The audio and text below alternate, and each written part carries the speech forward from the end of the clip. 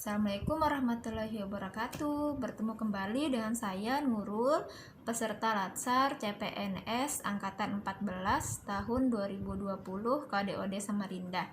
Pada hari ini saya akan mereview sedikit materi yang sudah saya dapatkan dari pelatihan yang berjudul Etika Publik. Jangan buang waktu, tenaga, serta pikiran untuk hal yang sia-sia. Berfokuslah untuk menjadikan dirimu sesuatu yang berharga. Karena tema kali ini adalah tentang etika, jadi apa itu etika? Etika adalah pengetahuan tentang suatu yang salah atau benar, tentang baik dan buruk. Etika adalah studi tentang kebenaran dan ketidakbenaran berdasarkan kodrat manusia yang diwujudkan melalui kehendak manusia dan perbuatannya. Terdapat beberapa macam kode etik atau sikap yang harus dimiliki seorang ASN sebagai abdi negara dan pelayan masyarakat. Yang pertama adalah melaksanakan tugasnya dengan cermat dan penuh tanggung jawab serta berintegritas.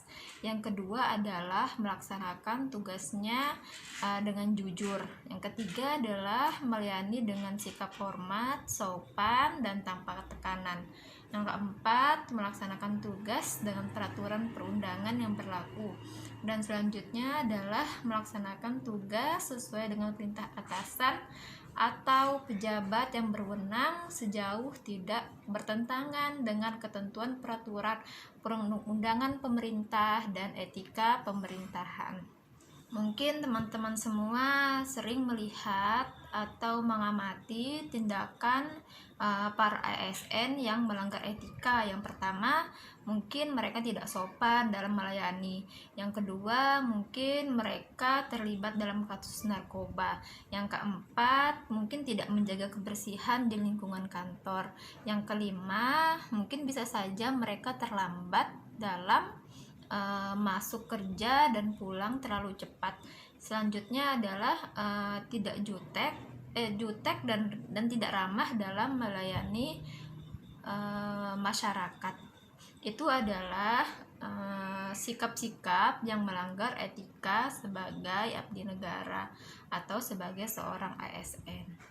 Seseorang atau seorang manusia baru dikatakan bernilai jika dia memiliki etika, yaitu berperilaku yang baik, bukan karena dia berwajah tampan atau cantik, memiliki titel yang berderet di belakang namanya, ataupun populer di kalangan masyarakat.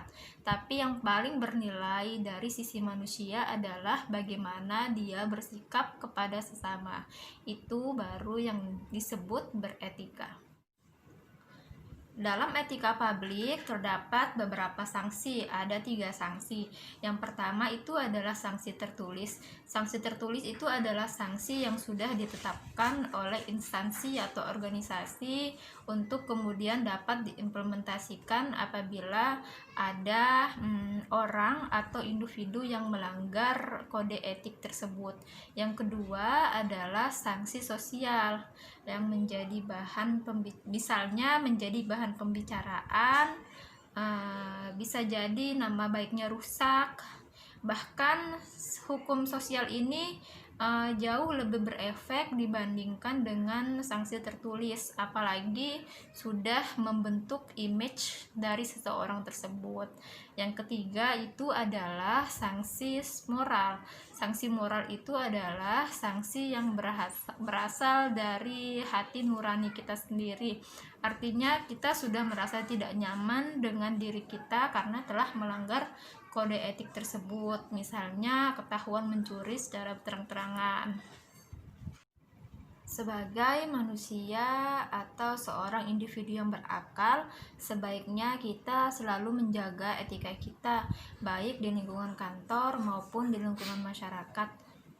Sekian penjelasan atau review materi dari saya. Semoga ilmu yang diberikan bermanfaat. Tetap menjaga etika dan nilai-nilai baik dimanapun kita berada. Saya akhiri. Wassalamualaikum warahmatullahi wabarakatuh. Salam ASN unggul.